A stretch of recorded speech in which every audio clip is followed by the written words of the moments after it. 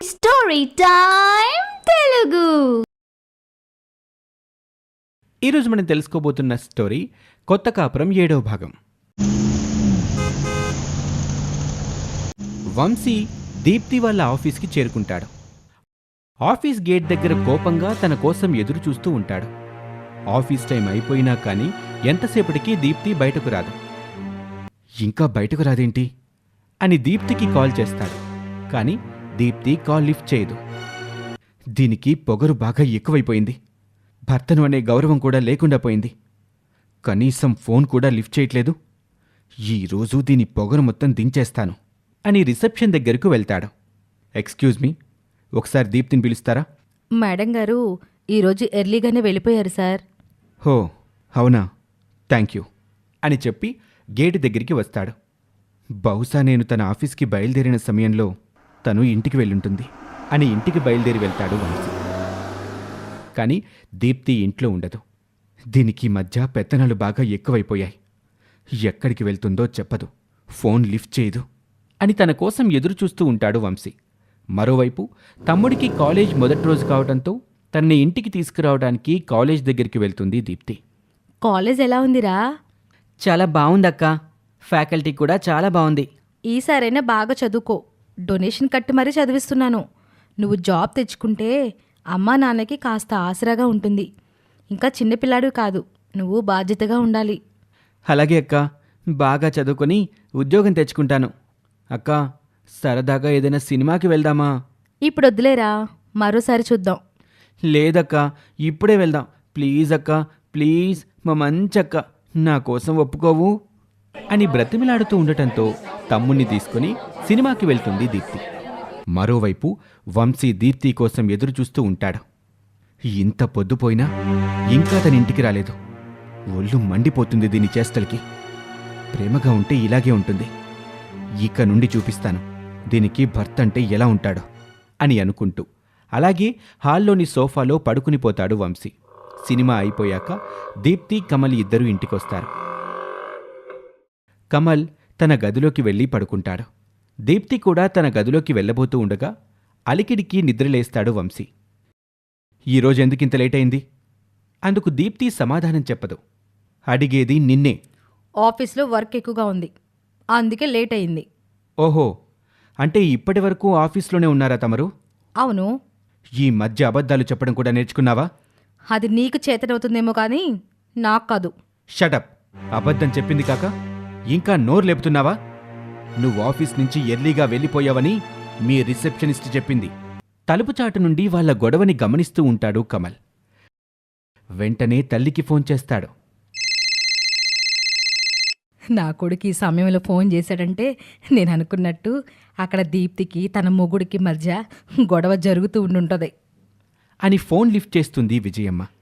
మీ అక్క బావ ఇద్దరు గొడవ పడుతున్నారా? అవునే, అంత కరెక్ట్గా ఎలా చెప్పావు? ఆ గొడవ జరిగేలా చేసిందే నేను. నాకు తెలియకుండా ఎలా ఉంటుందిరా? అవునా? అయితే వాళ్ళిద్దరూ ఎందుకు గొడవ పడుతున్నారో చెప్పమ్మా.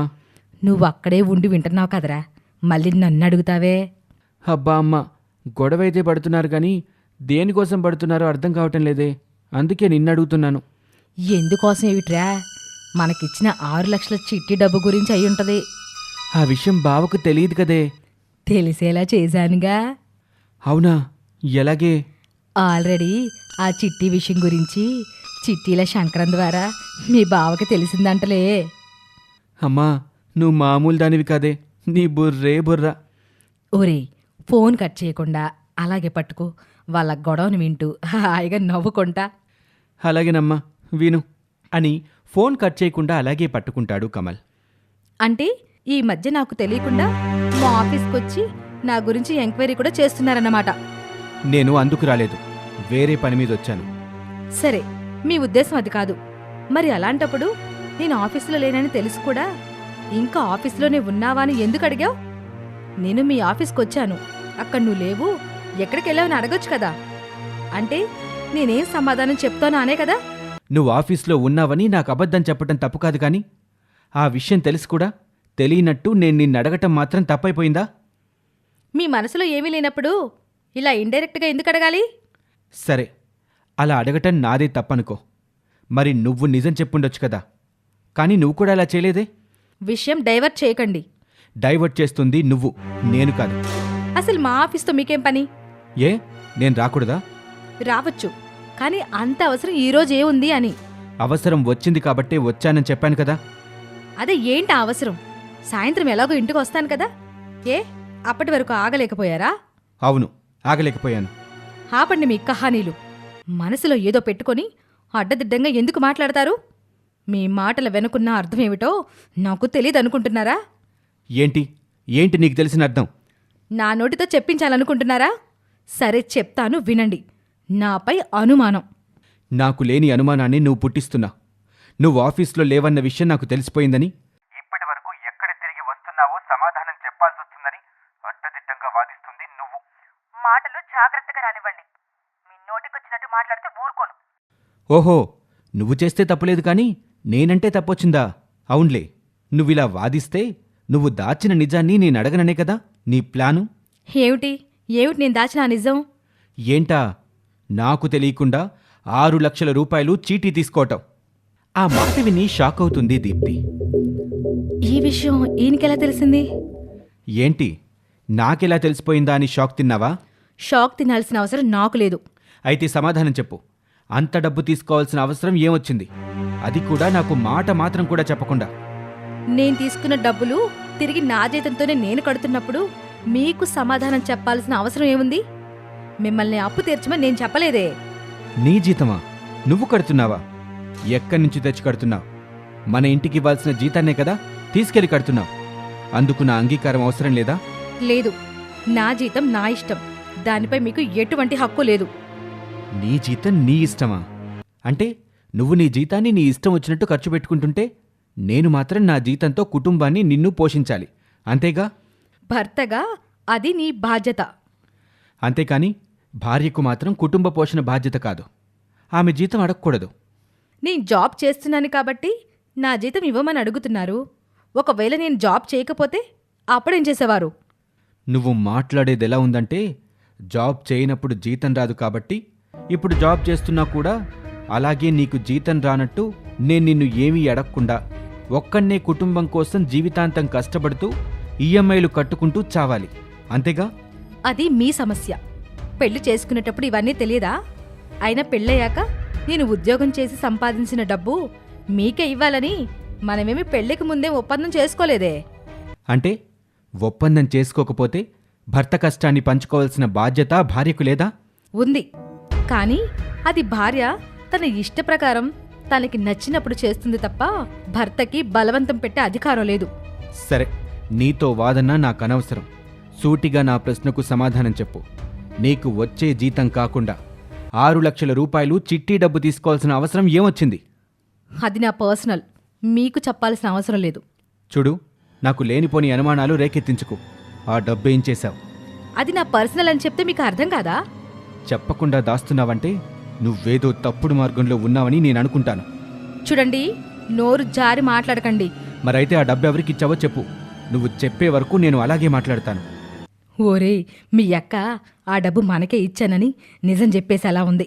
అదే జరిగితే రాజుకున్న నిప్పంతా చల్లారిపోతుంది. అప్పుడు మాత్రం గొడవెందుకు చల్లారుతుందమ్మా? ఆ డబ్బు మనకెందుకు ఇచ్చిందని అప్పుడు కూడా అక్కతో గొడవ పడతాడు కదా బావా. ఓరే, అప్పుడు గొడవ పడినా ఆ గొడవలో అంత పసుండదురా. ఎందుకే? చూడరా, ఏ ప్రశ్నకైనా సమాధానం దొరకనంత వరకే మగాడికి అనేక అనుమానాలుంటాయి. అదే సమాధానం దొరికితే సమస్య ఒక కొలిక్కు వస్తుంది. అలా జరగకూడదు. అయితే మరి ఇప్పుడేం చేద్దామమ్మా? ఎలాగో మీ అక్క మన చేతులకి మట్టి అంటకుండా ఆ డబ్బు మనకిచ్చానని చెప్పకుండా దాని చేతులారా అదే తన మొగుడికి తనపై అనుమానం కలిగేలా చేసుకుందిగా. ఇదే సరైన అవకాశం వాళ్ళిద్దరిని విడదీయడానికి. ఈ అవకాశాన్ని మనం ఉపయోగించుకోవాలి. ఎలాగే? ఒకవేళ బావ అలాగే బలవంతం పెడితే చెప్పేస్తుందేమో. అందుకేరా నేను చెప్పినట్టు చెయ్యి. చెప్పవే, ఏం చేయాలి? ఏ మాత్రం ఆలస్యం చేయకుండా వెళ్ళి మీ బావ చెంప పగలగొట్టు. ఏంటి అమ్మా నువ్వు చెప్పేది?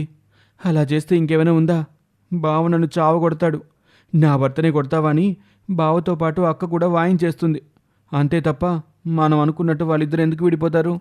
ఓరే, నేను నీకంటే 10 ఆకులు ఎక్కువ చదివిందాన్రా, అనుభవం ఉన్నదాన్ని. ఏం జరుగుతుందో నాకు తెలుసులే గాని ముందు నువ్వెళ్ళి నేను చెప్పినట్టు చెయ్యి. సరే అమ్మా అని ఫోన్ని పక్కనే ఉన్న టేబుల్పై పెట్టి బావ దగ్గరికి వెళ్తాడు కమల్. నీకెంత ధైర్యం? మా అక్కనే అనుమానిస్తావా? తనపై లేనిపోని నిందలు వేస్తావా అని బావ చెంప చెల్లుమనిపిస్తాడు. ఆ చర్యకు వంశీ దీప్తి ఇద్దరూ షాక్ అవుతారు. నన్నే కొడతావా అని తిరిగి కమల్ని కొడతాడు వంశీ. నువ్వసలు మనిషివేనా? పిల్లాన్ని పట్టుకుని కొడతావా? ఓహో, నన్ను కొడితే పర్వాలేదా? తన అక్కపై లేనిపోని నిందలు వేసి అనుమానిస్తే ఏ తమ్ముడు ఊరుకోడు. నీ తమ్ముడు చేసింది తప్పని చెప్పకుండా వాణ్ణి సమర్థిస్తూ ఇంకా నన్నే తప్పుపడుతున్నావా? అసలు నా అనుమతి లేకుండా వీడు నా ఇంటికి ఎందుకొచ్చాడు? ఇది మా అక్కిల్లు. నా ఇష్టం వచ్చినప్పుడు వస్తాను, నా ఇష్టం వచ్చినప్పుడు వెళ్తాను. ఎక్కడుందిరా ఇక్కడ నీ అక్కిల్లు? ఎక్కువ మాట్లాడితే నీతో పాటు నీ అక్క కూడా బయటికి నడవాల్సొస్తుంది. ఇక ఇదంతా ఫోన్లో వింటూ ఉంటుంది విజయమ్మ. ఆహా, నేను అనుకున్నట్టుగానే జరుగుతుంది. అని విజయమ్మ తెగ సంతోషపడుతుంది. వంశీ మాటకి దీప్తి కోపంతో ఇలా అంటుంది. ఓహో, నా జీతంపై నీకు హక్కు లేదన్నానని ఇప్పుడు ఇది నీ ఇల్లు, నీ ఇంటిపై నాకే హక్కు లేదని అంటున్నావా? వంశీ ఏమీ సమాధానం చెప్పకుండా మౌనంగా ఉంటాడు. అక్క, అతనంత మాట అన్నాక ఇంకా ఇక్కడే ఉండాల్సిన కర్మ నీకేంటి? పదక్క, మన ఇంటికి వెళ్ళిపోదాం. చూడు దీప్తి, ఆడదానికి పెళ్ళయ్యాక అత్తిలే దిక్కు. ఏదైనా ఇక్కడే ఉండి పరిష్కరించుకోవాలి. ఒక్కసారి బయట అడుగు పెడితే మళ్ళీ తిరిగి రాలేవన్న విషయం గుర్తుంచుకో. ఏంటి బెదిరిస్తున్నారా? అంటే మీరు కొట్టినా తిట్టినా నాకే దిక్కు లేదు, మీరే దిక్కు, నన్ను క్షమించండి అని మీ కాళ్ళ దగ్గర పడుండాలా? అలా చేయడానికి నేనేం పాతకాలపు అమ్మాయిని కాదు, ఈ కాలపు అమ్మాయిని. అందుకేనా ఇలా ప్రవర్తిస్తున్నావు? అవునులే, మగాళ్ళని ఎదిరించి మాట్లాడితే ఈ కాలపు భార్యలు మీకు నచ్చరు.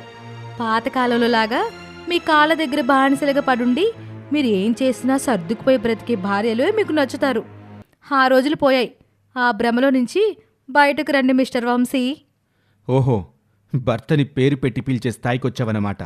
మమ్మల్ని విలువగా చూసినన్ని రోజులే భర్తకి కూడా గౌరవం, విలువ. అది మాకు దొరకనప్పుడు భర్త అయితే ఏంటి, ఎవరైతే ఏంటి? ఇలాంటి అర్ధరహితమైన వితండవాదాన్ని ఫెమినిజం అనుకుంటున్నారు ఈ జనరేషన్ అమ్మాయిలు. అలా వాళ్ళ సంసారాల్ని నాశనం చేసుకుని ఒంటరిగా మిగిలిపోతున్నారు. అది తప్పని ఇప్పటికైనా తెలుసుకుంటే మంచిది.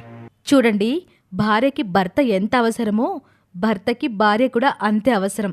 ఆ విషయం మర్చిపోకండి. ఆడది ఒంటరిగా ఉంటే మగాడు కూడా ఒంటరివాడే. కాదని మగాడు వాడి దారి వాడు చూసుకుంటే ఆడది కూడా ఏమాత్రం ఆలోచించదు. తన దారి తను కూడా చూసుకుంటుంది. ఆ విషయం ముందు మీ మగాళ్ళు తెలుసుకోండి. Good bye. ఇక ఆ తర్వాత ఏం జరుగుతుందో వచ్చే భాగంలో చూద్దాం.